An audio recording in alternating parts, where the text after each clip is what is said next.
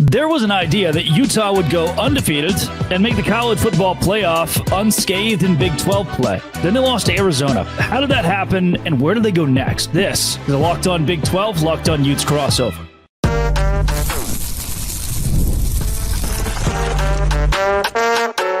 You are Locked On Big 12, your daily podcast on the Big 12 Conference. Part of the Locked On Podcast Network, your team every day.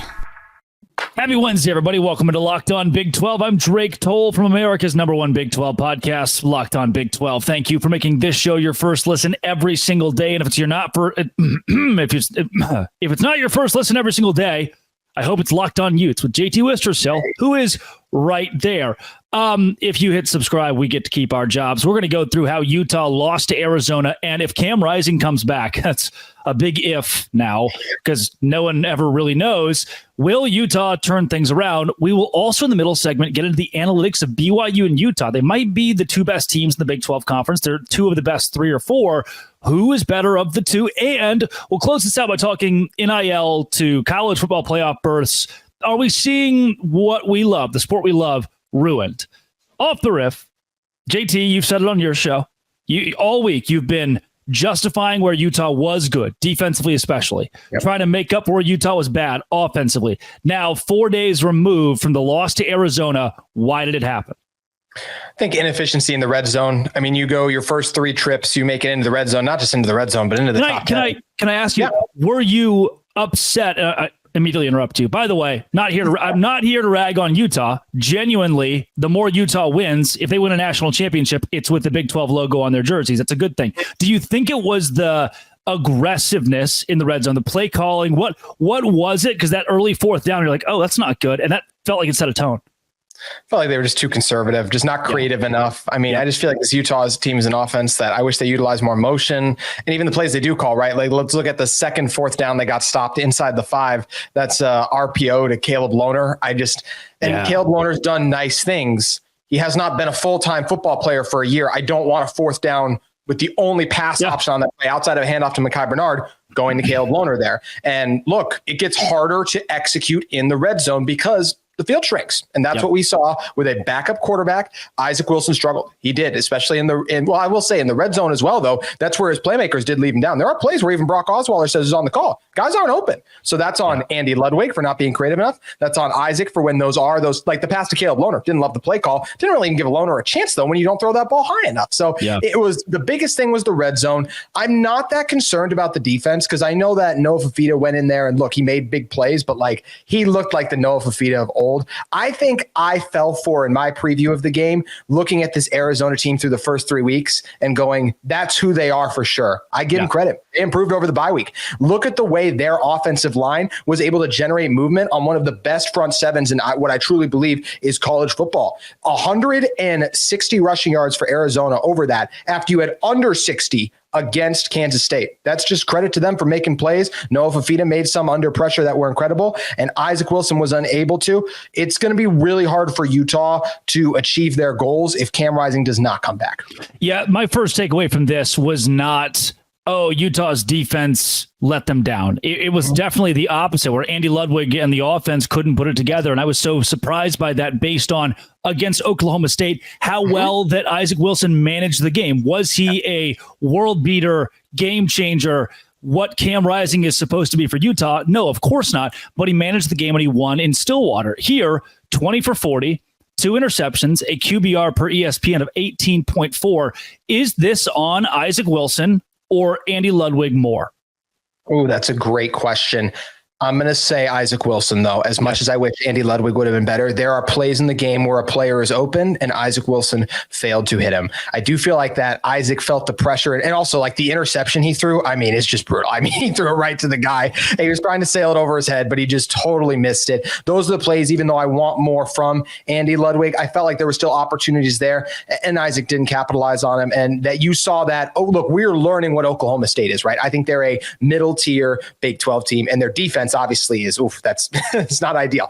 But Arizona's defensive backs, they played really good coverage against Utah receivers. There were not a lot of windows. In fact, I think both defensive backs played pretty well. What was the difference? Noah Fafita's ability to make throws. Even Utah in the second half, Teteron McMillan went off early. He didn't do that much in the second half, but Fafita found his other guys, got them involved. For Utah, it was really only Dorian Singer. Brant Keithy got a little dinged up, and everyone else wasn't able to contribute. Keeley. So I do think, number one, I'd put the blame on Isaac Wilson because, look, as much as Cam Rising, he hasn't been back in a while, the fact of the matter is, and even though the competition wasn't great, 8 of the 11 drives he's led have ended in points. So that's where I still feel like it was on Isaac Wilson to execute, but Andy Ludwig did not have a good showing either.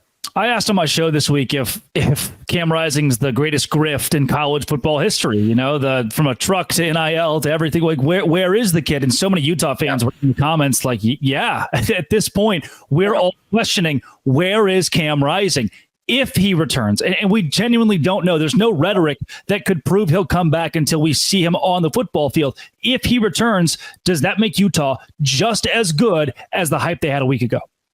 I believe they do. I just think this team has looked with better quarterback play. We talked about the red zone. If Cam Rising's in, you can't convince me Utah doesn't at least punch 2 of those plays in, which is Cam Rising's ability to make plays, because this is what we're talking about, the difference between a guy like Isaac Wilson, who is a true freshman, Cam Rising, who's older than both of us, Drake. He's 25 years old. That experience, reading a defense, everything he's seen, that would have made a difference in this game. Utah should have been up big early. If Cam Rising's in this game, I believe they do enough to win. I also got to say this. Hats off to Arizona. You did something that no one had done since 2017. An unranked team coming into Salt Lake City and beating Utah. So a lot of props to Arizona for their performance. I do think this offense with Cam Rising under center, Cam's just shown the more consistency to make those throws. But could a healthy Cam Rising, that's what we still don't know, Drake. And that's why I think so many Utah fans' frustrations is. I would ask Utah fans to temper their anger towards Cam. I just have a hard time believing that, and this is where it's all just rumors and not even credible rumors about like the fact that he's the one who doesn't want to be. I have a hard time believing that. I do think Coach Witt has been the one who consistently says we make the call on Isaac because we believe he gives us the best chance to win right now with Cam still recovering. So I do not like all the hate that goes towards Cam Rising when it is the coaching staff who makes the call. But I will say Kyle Whittingham does not put Cam Rising in a good position based on the continued comments he makes about, he's getting close, especially after what happened last year. It's not a good look on Utah as a whole because of the way Kyle Whittingham has chosen to handle this situation. No, I feel like that's subjective at this point, that it's not just the media or the fans, but it's the kid. I mean, it hurts the reputation of the kid, and people, NFL scouts, start to say, we never want to touch Cam Rising, even if he's an elite college quarterback. He was always so wishy-washy in college, and maybe Cam isn't that problem. And he's a definition of injury prone. I mean, the definition of injury prone. And I really like Cam Rising, but you look at all the injuries he's sustained now, especially this year, you can't deny it. I also want to go back to, and I usually don't read the comments, my mom does. I was sent one that said, if Utah was playing Alabama, Georgia, Ohio State, Cam Rising would play. I don't believe that is true. I do not believe that, because if that was the case, Cam Rising would have been inserted in the second half against Arizona. If he could play in an emergency scenario, that was your emergency scenario where the offense needed him. I know we're pushing a break. Agree or disagree? 1,000% agree. I think that the coaches made the call. Cam, they could have used Cam in that second half. Isaac wasn't performing. I think you're right. Cam's not ready. He's not. Coming up, let's talk BYU and Utah. They are 2 of the best teams in the Big 12 still. This is Locked On Big 12, part of the Locked On Podcast Network, as well as Locked On Utes, your team every day. Today's show is brought to you by Game Time. I'm going to watch UCF play at Florida this weekend, and the reason I get to do it is because of Game Time. It's going to be a spectacular environment in Gainesville, and I believe that UCF can walk away with the win. And maybe the best part of this whole deal is that Game Time showed me where my seat is, and I'm not in the nosebleeds. I saved some money, and I got to see my seat and said, that's the lowest price guaranteed. I'm going to pick it up, and I'm going to have a pretty darn good seat. You also have Game Time ticket coverage, where your purchase is covered with the most flexible customer service policy in the ticketing industry. Take the guesswork out of buying tickets with Game Time. Download the Game Time app. Create an account. Use code LOCKEDONCollege for $20 off your first purchase. Terms apply. Again, create an account. Redeem code LOCKEDONCollege for $20 off. Download Game Time today. What time is it? It's Game Time.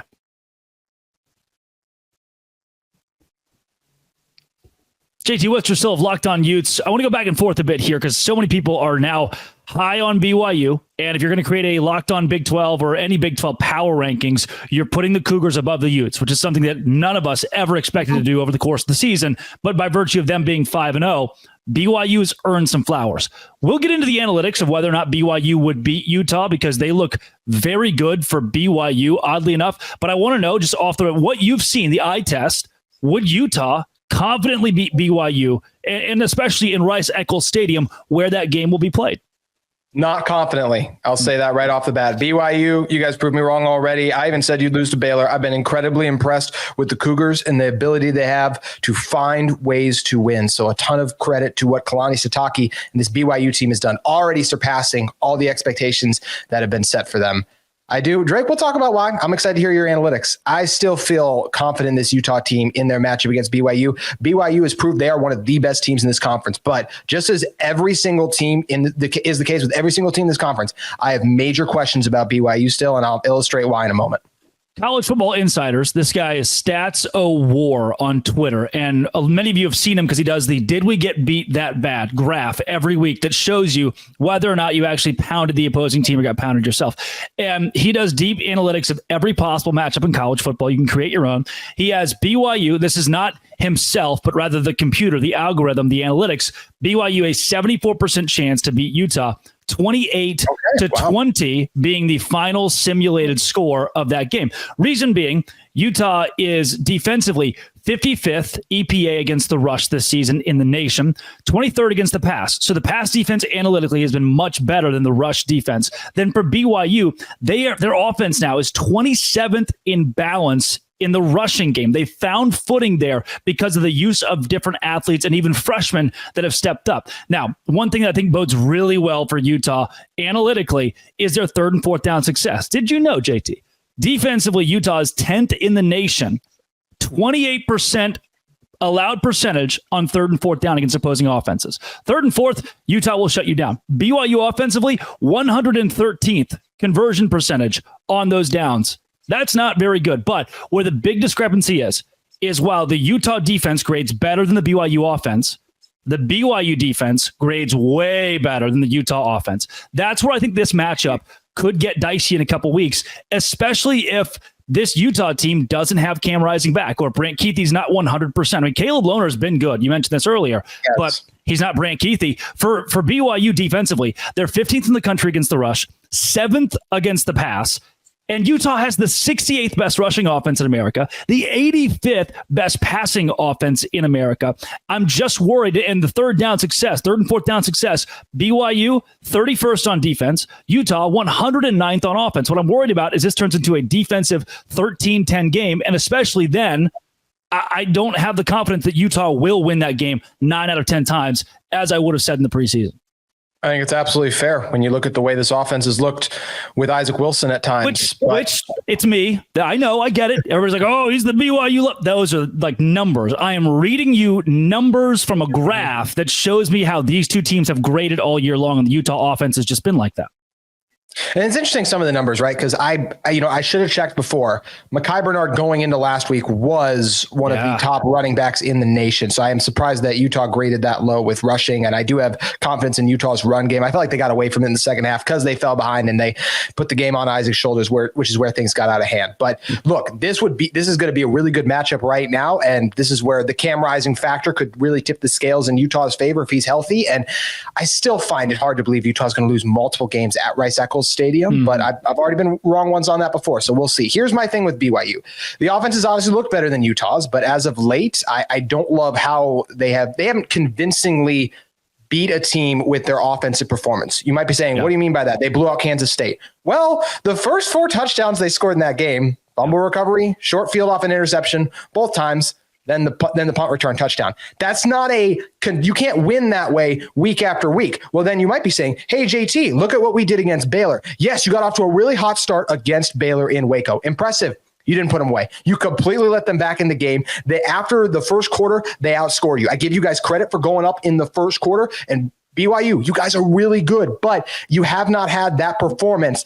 I can still, if you want to talk about the best win between these two teams, I still think you're picking hairs a little bit. Kansas State is better than Oklahoma State. It's harder to win on the road in college football than it is at home. And I do feel like Kansas State, those self-inflicted wounds, if you played the Kansas State game 10 times again, you're only going to get that outcome so many times with those turnovers. The Utah one, it was a bad matchup for Oklahoma State. So I do feel like I just want to see more from BYU's offense, and consistently. They've already surpassed my expectations. They are capable of going into Rice-Eccles Stadium and beating Utah, but most of the things for Utah that I saw are very fixable and correctable. And this game also, I turn back to this. The veterans that Utah has, I still think is what's going to lead to them. Honestly, I mean, I'll just say it. I still think this team is going to end up rising to the top of this conference. Even though they've looked shaky, every team pretty much has. BYU and Iowa State will soon be in that camp with a loss. I have a hard time believing we're going to see a team go undefeated. I still think Utah will find a way to pull it out against BYU. JT, in 10 quarters with Isaac Wilson at quarterback, Utah has scored 32 points. That's not that's not great. And with Cam Rising at quarterback in the Southern Utah game and the Baylor game, the offense is obviously much different. If Isaac Wilson is the starting quarterback against BYU, is that a complete detriment? I mean, how does that kid, when Avery Johnson couldn't do it and Sawyer Robertson for 3 quarters couldn't do it, and I would say those two quarterbacks are in different categories just entirely. And how do we know that Isaac Wilson could lead Utah to victory against BYU? And it's, before you're a Utah fan, it's like, well, Cam will be back that week. We don't ever know that. BYU would absolutely be favored in the game if Isaac Wilson had to start for Utah. But I'll also add this, which is something that Drake, you have also alluded to. We have seen Isaac Wilson grow throughout the season. Yes, the Arizona game wasn't great, but what happened at the start of that game? They got into the red zone and failed to execute. I do feel like the fact that Utah's moving the ball was obviously very encouraging. Didn't have an ideal second half, but we've still seen enough of the plays, the moments against Oklahoma State, the continued practice reps. This is a true freshman who is growing and getting better. And I do think this Utah defense, they got some injured players, Karene Reed, Connor O'Toole, a couple of the best players in the Big 12 at their respective positions. I believe they're going to come back here in the near future. That's always a risky thing to say, but the fact that it is at home, Rice-Eccles Stadium is going to be ruckus. Utah is still capable of beating BYU. Once again, BYU has questions just like Utah. So BYU would deserve to be favored, but I think Utah, because it's at home, I still would like them in this matchup. Yeah, the BYU offense can turn it on for 2 quarters or turn it on for a quarter in a game and then have to lean on their defense and Jay Hill to shut the door. And that's not always a great thing. That middle 8 against Kansas State's a great example of where BYU, even offensively, never really caught on, but the defense led you to victory. JT, really quickly before we get to like the future of college football, strength and conditioning staff, nutrition team. I mean, you've worked inside the athletic department. At some point, there have been so many injuries for Utah. We've got to ask the question, how are we training? What's going on in the offseason? It's not a fluke. At some point, it's not a fluke. Well, I will say, I called Cam injury prone earlier. I can't blame his most recent injury on the training staff, right? I mean, thrown into a Gatorade cart, cut his hand. If anything, we'll blame it on the training staff for having the Gatorade that close. That's where it's frustrating, obviously. But, injuries are a part of college football. It's an incredibly physical game. I think that there are some things internally that I do believe Utah should take a look at for why this is happening. Yeah. But I believe this is part of, let's take BYU, Drake, or just give me a random team in the Big 12. Is there any team in the Big 12 that hasn't had a massive injury yet? Everybody's dealt with at least one pretty good injury, but I want to date this back to last year too. When it's become this consistent, I think at some point you question, hey, what does the offseason look like? They should internally take a look at it. I don't think that's the biggest problem, but they should internally review and make sure they are doing everything correctly. Because you're right, it is a concerning trend. I wonder. It makes me. I don't know if it's strength and conditioning, nutrition, what it is, but at some point, they might practice too hard. Wow, we've got to adjust something. Coming up, are we seeing the end of college football as we know it? Maybe, but we're all going to have to adjust. This is Locked On Big 12 and Locked On Utes, part of the Locked On Podcast Network. It's your team every day. Today's show is brought to you by FanDuel. FanDuel's where I go. FanDuel's where I go to say, man, Utah is a 13-point favorite against BYU this week, and I'm not sure. Their defense has been really good, but the offense is just okay. Well, BYU, they're a 14-point favorite against BYU, and by transitive property, that means that BYU be better than Utah. We can't have that, right? Come on. BYU being the bye week, by the way. NFL fans, you can start the season with a big return on FanDuel. It is America's #1 sports book. So you go bet on Utah -13 against BYU this week. So when you get a hard hunch in the middle of the game, you can check out the latest stats, view live play-by-play, and even more. And you get $200 in bonus bets. That's right, $200 in bonus bets when you bet $5, win or lose. That's FanDuel.com. Go to FanDuel.com. -13 against BYU is not going to exist. If you're already Googling that for Utah or BYU, you're going to be very sorely disappointed. But FanDuel.com is America's #1 sportsbook and your place to go. JT Wister, still of Locked On Utes. I'm going to hand you the reins because this has been a tumultuous couple weeks, and I think there are a lot when it comes to the SEC and the Big Ten wanting multiple, college football playoff auto bids to NIL to paying players to directly through a university. There's a lot going on right now that's not good for college football. What concerns a university, a Utah, a Big 12 school most? Well, first of all, that was a fantastic ad read, my friend. I thought that was very impressive. But getting to the question at hand, look, I think the thing that concerns me by far the most right now, and there is a lot that we could talk about, by far the biggest is the fact the SEC and Big Ten want 4 auto bids. You can rearrange schools into different conferences. I don't love it. We have players even opting out, like the Bear Alexander one in particular. Like, come on, man, you could be a part of a playoff team. You're still playing and you're going to completely quit on your guys. I can't stand that. But by far the biggest one is all the changes that have happened. The competitiveness of this sport still exists. Sure, 12 is a more inclusive field, but that still means any combination of 12 can get in. I just can't fathom a world where we have 4 auto bids. You're telling me Iowa last year would have gotten in from the Big Ten? And the argument is, sure, like the conference has changed. We've added more quality teams now. Yeah, but there's going to be years the conference is down and there's only going to be 3 good teams. And they just get a 4th one just because that goes against everything we love about sports. That would be by far the biggest thing. The SEC and the Big Ten, there's already an imbalance in terms of the amount of talent and recruits they can bring in, but you have to be able to go out and prove it on the field. You should not just get to have 4 teams in your conference just because of the logo. You should have to prove it on the field. I cannot be more vehemently against the idea of auto bids, especially that many. Auto bids for conference champion, love it. Auto bids because you just play in a conference that we deem tougher? No, absolutely not. Well, auto bid for conference champion, that's been a contentious thing the last couple of weeks, knowing that I think it was one of the Barstool guys tweeted out, here are the 8 possible Big 12 champions. One of them has to be in the college football playoff. This is wrong. And in a league that cannibalizes itself, as the Big 12 does so well, you don't know the true strength of a Utah. Let's say Utah wins the Big 12 or BYU or Kansas State or Oklahoma State somehow. That you don't know their full strength against a Texas A&M unless you have those games in the postseason. That's the reason the 12-team playoff is built, is so that you have the opportunity to actually play those games out. Because I get it, like the strain of the Big 12 schedule. I know there's so many SEC pundits that, it's the toughest schedule. BYU has the 5th best strength of record in the country right now.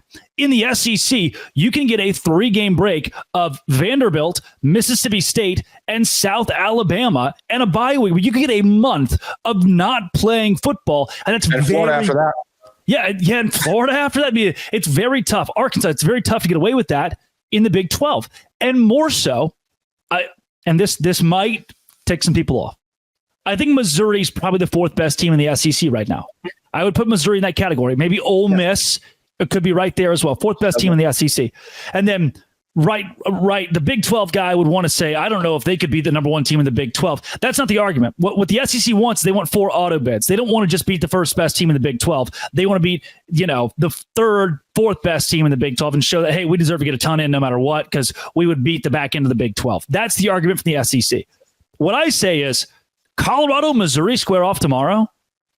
Colorado, Ole Miss square off tomorrow. I cannot guarantee you that Missouri wins that. I can't guarantee you that Ole Miss wins that game after what we've seen them do this season. Colorado has the best receiving core in the country, one of the best quarterbacks in the country, the Heisman Trophy winner on its roster. They're the 4th best team in the Big 12 right now, if that. And I don't think we can guarantee that Missouri deserves an automatic spot over Colorado just because they have those 3 letters over their jersey. You absolutely can't. I mean, yes, I know Utah just lost at home to Arizona, but you can't tell me that these SEC teams would just, by the way, have Noah Fafita and Ted McMillan, the #1 receiver in the country and a damn good quarterback.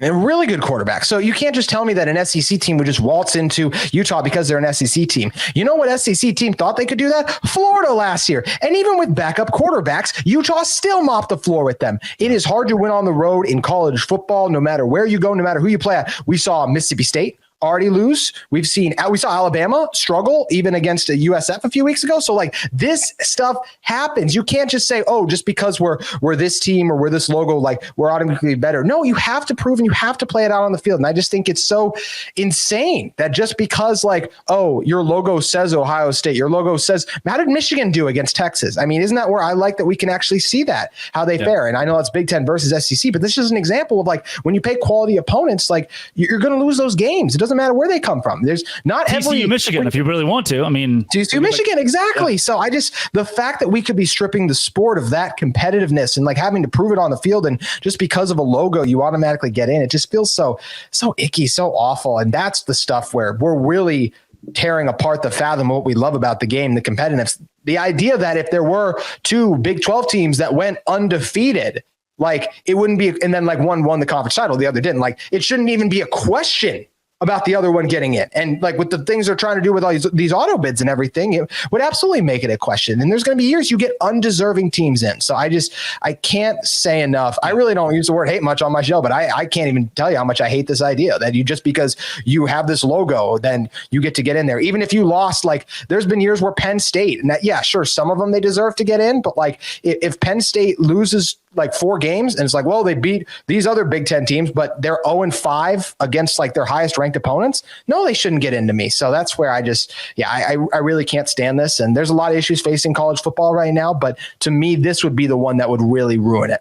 Well, in terms of Utah, the rest of the way, we could be looking at an Iowa State that goes 11-1 with their only loss being Utah, and a Utah that ends up going 11-1 with their only loss being Arizona. That's still on the table. And if those two 11-1 teams square off in the Big 12 championship, it shouldn't be an automatic disqualifier that one of those schools can't be in the college football playoff. And the same goes for a Texas Tech who Utah doesn't play. If both those schools get to the Big 12 championship and Utah ends up 12-1, Texas Tech ends up 12-1 after the Utes win the whole thing in Arlington, you cannot tell me that the Red Raiders don't deserve to be in the college football playoff. And you can't disqualify them because you've given 8 auto bids to those two conferences, and it's just another example of the SEC and the Big Ten wanting to take over all of college football. JT, for those that are listening to Locked On Big 12, want to find more of your work, where can they go?